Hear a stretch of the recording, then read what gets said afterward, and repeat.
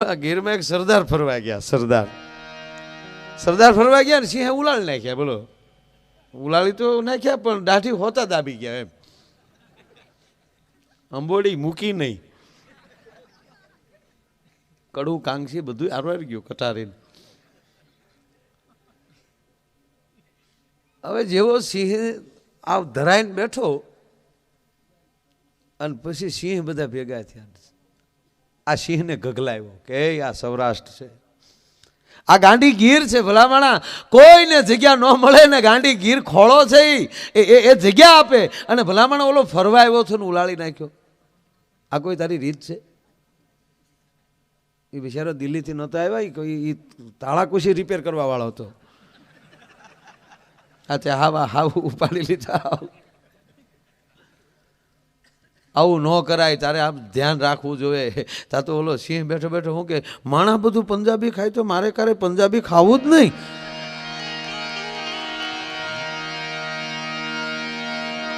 એટલે મારી પાસે હવાણ છે ભાઈ, પણ અંદરથી જો ઉપડશે તો એવી સારી વાતો પણ નીકળશે. તમારી પાસે લાખો રૂપિયા થઈ જાય મહેશભાઈ, તો એ માણસોને એ રૂપિયા મૂકવા માટે કે સોના ચાંદીના દાગીના મૂકવા માટે બેંકની અંદર લોકરની વ્યવસ્થા છે, ઠેકાણું છે. એ વસ્તુ મૂકવાનું ઠેકાણું છે.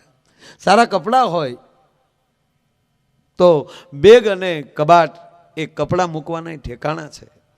હમણાં તો ચૂંટણી આવી છે ને, એમાં ગ્રામ પંચાયતની પહેલાં આવી છે. બીજી સોહણીની હોય એ ફોર્મ ભરશે. બોલો, ભૂકાનો કર નાખું તો ઘૂઘલું નહીં, વાડી ભેગું થાને. સરકાર ફેરવી નાખું, પાછતા ફેરે ગોઠણેલી ગાબડા નીકળ્યા. હાવ કહેવાનો મારો અર્થ કે એ બધી વસ્તુ તમારી પાસે સારા કપડાં હોય તો એ પણ મૂકવાના ઠેકાણા છે. આજ કવિઓ અને કલાકારોને તકલીફ એ છે કે હારી વાતું મૂકવાના ઠેકાણા નથી. આજ હારી વાતું મૂકવાનું ઠેકાણું મળ્યું છે સાહેબ, એટલે આનંદ કરશું. પણ આવો રૂડો જ્યારે લગ્નનો અને અતિમાં અતિ હરખનો જો કોઈ કાર્યક્રમ હોય જીવનમાં, હરખનો જો કોઈ પ્રોગ્રામ જીવનમાં પ્રસંગ આવતો હોય ઘરના આંગણે, તો હું માનું છું ત્યાં સુધી લગ્નથી બીજો ઉજળો પ્રસંગ ન હોઈ શકે. લગ્ન છે એ મોટો મંત્ર છે, અઢી અક્ષર છે. જ્યાં અઢી અક્ષર આવ્યા છે બધામાં ઊંડું ઉતરવા જેવું છે. રાજુ બાબુ, હા,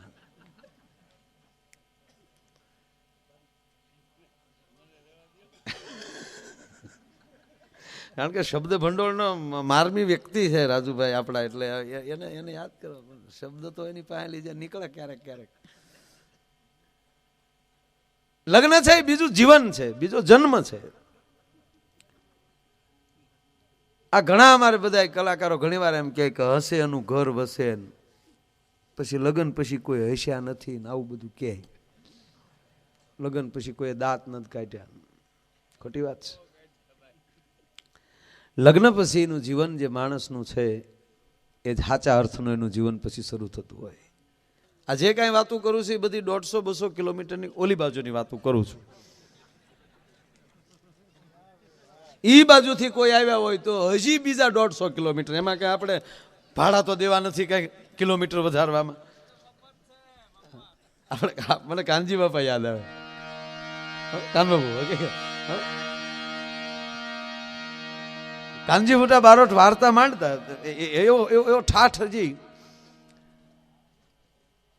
કાકેડીનો ને હાથીનું યુદ્ધ કરાવતા.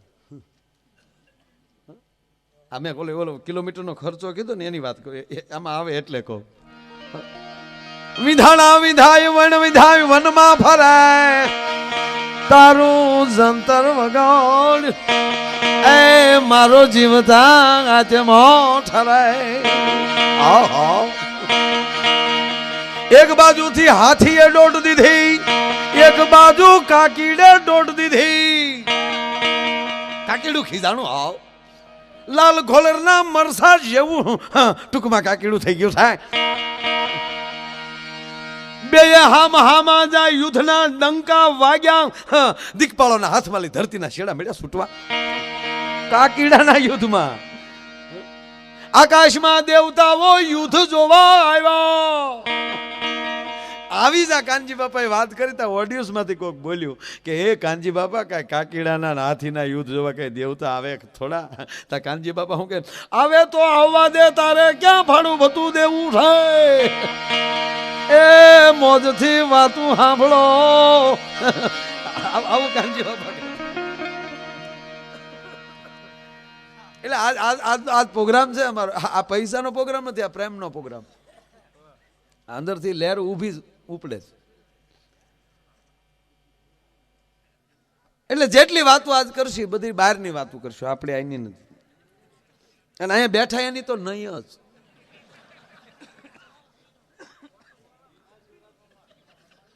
એ તો રેડીમેડની દુકાન છે, થાય તો પહેલા લેજો.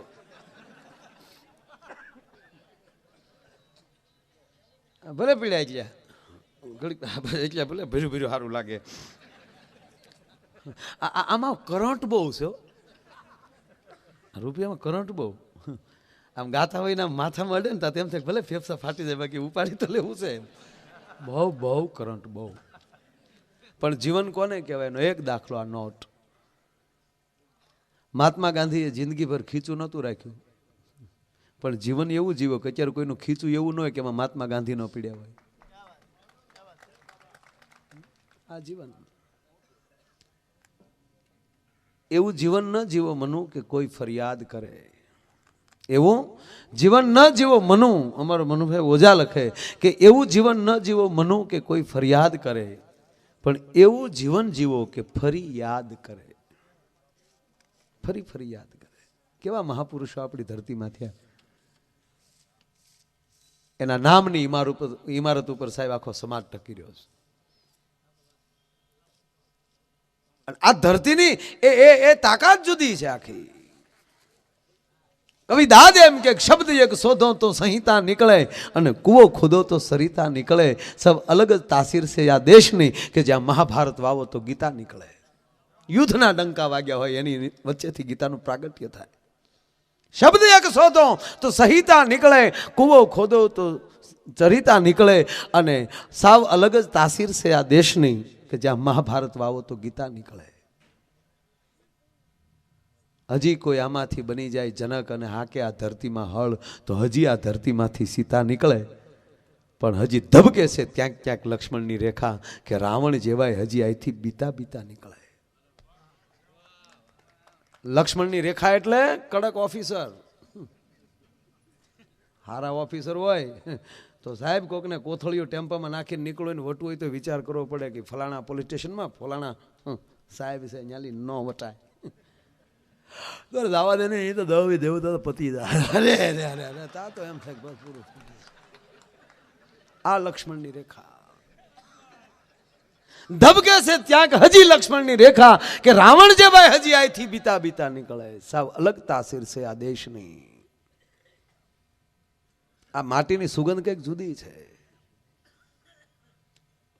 એટલે આ કવિઓએ બધા જ્યારે જ્યારે દુહા ગાયા છે તમામ એ ધરતીના અને માના દુહા ગાયા છે કે હે માં, હે જનેતા, જનની જનિત ભગત જણ જે જ્ઞાન કાં દાતાર અને કાં સુર, નહીતર રેજે વાંજણી તારું મત ગુમાવીશ નૂર. આ દેશ મહાન છે એનું કારણ કે આ દેશની માં મહાન છે. આપણી માં હાલી જતી હોય તેની અંદર જગદંબાના દર્શન થાય. વિદેશની માં આવી ટીકા નથી કરતો, પણ આવી માં તો નથી જ. પછી કેટલું કામ આમ રાખવું. હું તો જેટલા દેશમાં ગયો આપણે તો ક્યાંય આવી માવું નથી જોયું. આપણી માં અલગ છે. ત્યાં તો ખબર જ નથી પડતી ભાઈ છે બેન છે એમાં માં કેવી કેમ. આપણે કઈ વડીલ ઉભા રહી જતા કે હું વડીલ નથી એકચ્યુઅલી બેન. અરે તને યારું કરડે વાસુકી દાડો લે તને.